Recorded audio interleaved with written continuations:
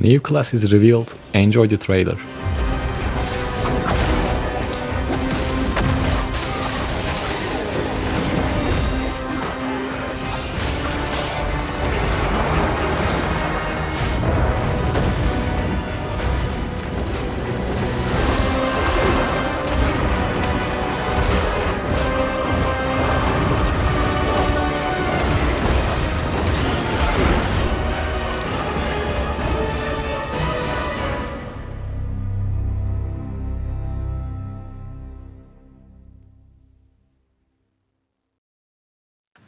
And there we have it. The new class coming to Diablo and Diablo Immortal.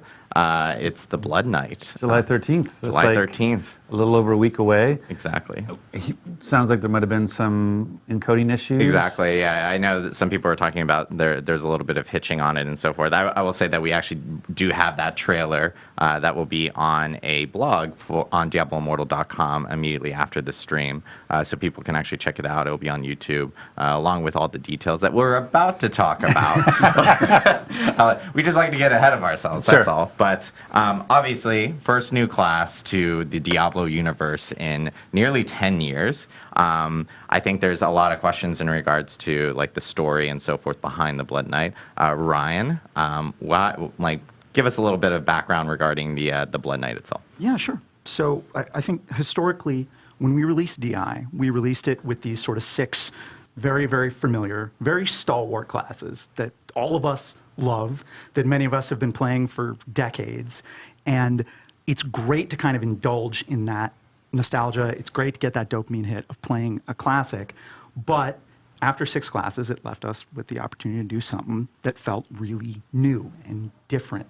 To do a supernatural class that's kind of monstrous, that does things that our other dark classes like the Necromancer and the Demon Hunter don't do. And so we're really, really stoked about the opportunity to release the Blood Knight on everybody. You're thinking like, is this like vampiric in some sort of way, or like how does this fit in with the actual lore within Diablo? Right. So the fine details are Blood Knights and vampires are intertwined. On Sanctuary, vampires are kind of like living plagues. They go from hunting ground to hunting ground. They kill people, they bite people, and sometimes people who they've bitten, they suffer this monstrous transformation. They start to devolve into what we call thralls, kind of like lesser vampiric beings, long teeth, hunger for blood, all that stuff. And a Blood Knight is a person who, through means of an ancient ritual, has that curse of thraldom arrested inside them, frozen essentially in place. They get some advantages, but they get some drawbacks too. What do you mean, the curse of turning into a thrall is a drawback in Well, their thraldom is essentially on pause. So basically what happens is a Blood Knight, also preternaturally strong and fast, can see in the dark, can smell blood from a mile away, doesn't age anymore, as you've seen in the concept art, very, very fancy.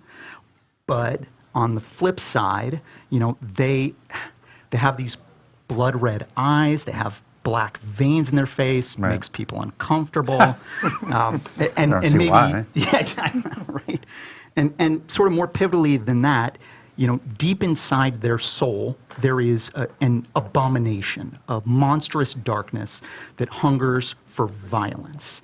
And in order to tamp that down, in order to slow their transformation further, they have to perform a ritual. That keepsake that you saw in our cinematic character's right hand, the little thing on the chain. Oh, the chain, yeah. Yeah, that's basically their lifeline. So like a link to their past? Yeah. It's got a memento within of the last place that they were kind of truly human. Right. And so every morning, noon, and night, they're doing ablutions with this thing to hopefully continue to keep the darkness at bay. But, you know, it's a process. Right. The ritual, it's hearsay. You know, it's been passed down for hundreds of years. And for basically every Blood Knight, you know, it may fail at some point. All Blood Knights are doomed to one day succumb to their curse. And they don't know if that's 1 day, 1 year, 1,000 years. Could they be don't centuries, know. right? They're very, very long-lived. What they do know and what they pledge on is that they're going to use all of the time they have left to push back the darkness. And ultimately for them, since